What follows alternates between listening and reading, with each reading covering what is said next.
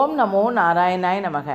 மகாபுத்திர் மகாவீர்யோ மகாசக்திர் மகாத்யுதிஹி அனிர்தேஸ்யவபுஷ்டிமான் அமே அமே ஆத்மா மகா திருத்து. நான் பாலகோபாலா பக்தி லதா பேசுகிறேன். அனைவரும் சப்ஸ்கிரைப் பண்ணுமாறு வேண்டிக் கொள்கிறேன். யாருக்காக? நம் அன்பு கிருஷ்ணன் குட்டிக்காக. வாருங்கள், இன்றைக்கு 175வது திருநாமமாக மகாபுத்தேய நமக. இதோடைய மீனிங் என்னன்னு பார்த்தீங்கன்னா, ஞானிகளுக்கும் ஞானம் அளிப்பவர் யார்? நம் எம்பெருமான். எம்பெருமானுடைய கதைகளும் அவருடைய பெருமைகளையும் பற்றி பார்ப்போமா? வாருங்கள், கடைசி வரை பாருங்கள். அதாவது இது என்ன கதைன்னு பார்த்தீங்கன்னா, அதாவது யஞமூர்த்தின்ற ஒரு பண்டிதர் இருந்தாராம்.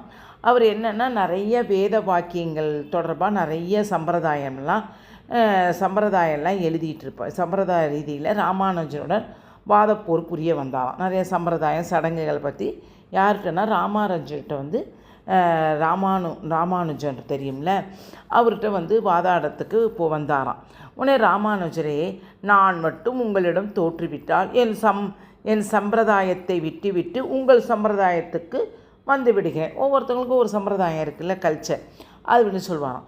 உங்கள் பெயரை என் பெயரோடு இணைத்து கொள்கிறேன். என்னால் வாதம் செய்ய நீங்கள் தயாரா? கேட்டவுடன் நான் தயார் என்று சொன்னாராம் ராமானுஜர். அவனே வாதம் தொடங்கியது. பாரத போர் போல அந்த வாதப்போரும் 17 நாட்கள் தொடர்ந்து நடைபெற்று கொண்டிருந்ததாம். இறைவனும் ஜீவாத்மாவும் ஒன்று என்ற ரீதியில் யஞமூர்த்தி, இறைவன் வேறு ஜீவாத்மா வேறு என்ற ரீதியில் ராமானுஜர் பற்பல வேத வாக்கியங்களை மேற்கோள் காட்டி வாதிட்டார். 2 பேரும் விவாதம் பண்ணிக்கிட்டாங்க, ஆர்கியூமெண்ட் பண்ணிக்கிட்டாங்க. உடனே 17ஆம் நாள் வாதத்தில் சாந்தோக்கிய உபனிஷத்தில் உள்ள ஏகம் ஏவ அத்வீதியம் என்ற வாக்கியத்தை மேற்கோள் காட்டினாராம். யஞமூர்த்தி, இறைவன் ஒருவனே இருக்கிறான், அவனுக்கு இரண்டாவதே இல்லை என்று இவ்வாக்கியம் தெள்ளத் தெளிவாக சொல்கிறது. அவ்வாறு இருக்க இறைவனை காட்டிலும் வேறுபட்டதாக ஜீவாத்மா எவ்வாறு இருக்க முடியும்? அதனால் தான் சொல்கிறேன், இறைவனும் ஜீவாத்மாவும் ஒன்றே என்றாராம் யஞமூர்த்தி. அவர் சொல்கிறாரு இதுக்கு, அதாவது என்ன சொல்கிறாருன்னா, இறைவன் ஒருவனே தானே இருக்கிறாரு, அவருக்கு இரண்டாவது இல்லைல்ல, இந்த வாக்கியத்தை தெளிவாக சொல்கிறதல்லவா அப்படின்னு கேட்டோன்னா, அதனால தான் நான் சொல்கிறேன், ஜீவாத்மாவும் இறைவனும் ஒன்றே என்று சொல்கிறாராம் யஞமூர்த்தி. அதற்கு விடையளிக்க முடியாமல் திகைத்தாராம் ராமானுஜர். அதற்குள் மாலை நேரம் வந்தமையால் நாளை விவாதத்தை தொடருவோம் என்று சொல்லிவிட்டு தம் மாலை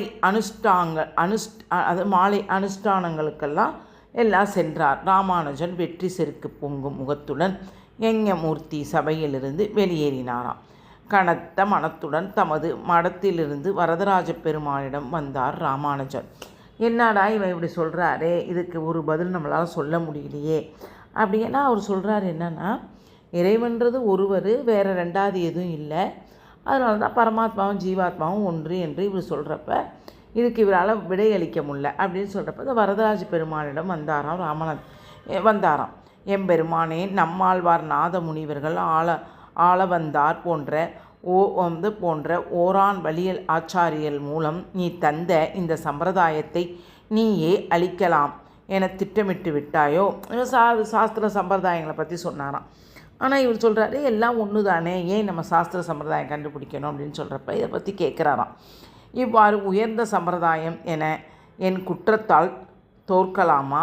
நீ என்ன லீலை செய்ய திட்டமிட்டுள்ளாய் என்று பெருமானிடம் புலம்பிவிட்டு இரவு உணவு உட்கொள்ளாமல் உறங்கச் சென்றாளாம். அன்று இரவு ராமானுஜர் கனவில் தோன்றிய வரதராஜ பெருமான், ஆளவந்தாருடைய சித்தித்ரயம் உங்களுக்கு தெரியாதா என்று கேட்டாராம்.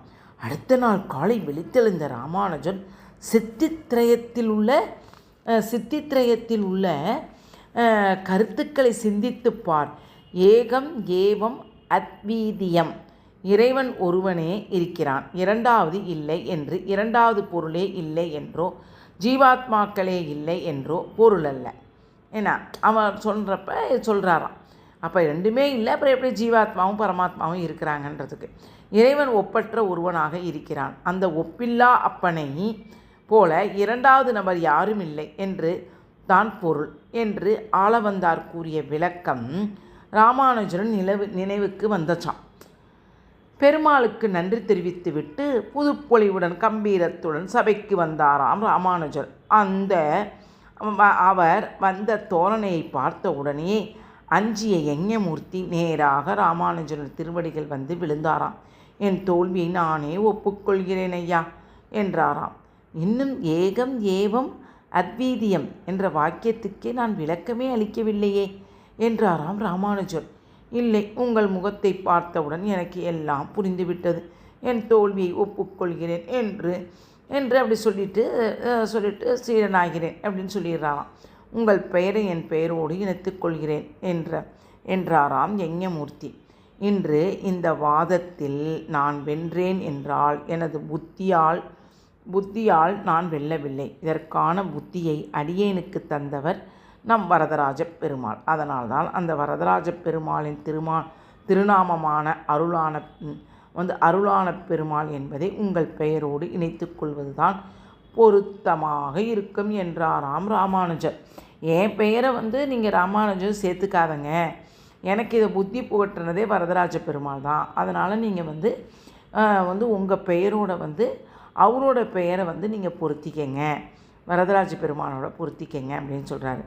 அதன்படி வரதராஜரின் திருநாமமாகிய அருளான பெருமாள் அப்படின்ட்டு அவளுக்கு பேர். ராமானுஜருடைய திருநாமமாகிய எம்பெருமானார் இரண்டும் இணைக்கப்பட்டு அருளாள பெருமாள் எம்பெருமானார் என்று அவருக்கு திருநாமம் ஏற்பட்டது. இவ்வாறு ராமானுஜர் போன்ற மாபெரும் குருமார்களுக்கு வாதம் செய்வதற்கு தேவையான அறிவை தரக்கூடிய ஞான ரீதியாக திருமால் திகழ்வதால் மகாபுத்தி என்று அழைக்கப்படுகிறார். அதுவே விஷ்ணு சஹஸ்ரநாமத்தில் 175வது திருநாமமாக மகாபுத்தியே நமக என்று தினமும் சொல்லி வரும் மாணவர்களுக்கு ஞாபக சக்தியும் நன்கும் வளரும்படி திருமால் அருள் புரிகிறார். பாருங்கள், என்னதான் தோத்த மாதிரி இருந்தாலும் ஆனாலும் அவர் நீ இதை யோசிச்சுப்பார் அப்படின்னு சொல்லி யோசிக்க வச்சு மறுநாள் அதை சொல்வோம்ல, உன்னுடைய முகத்தை பார்த்தா சோர்ந்து வந்தால் ஐயோ எனக்கு ஒன்றுமே தெரியலன்னு நக்கல் அடிப்பாங்க.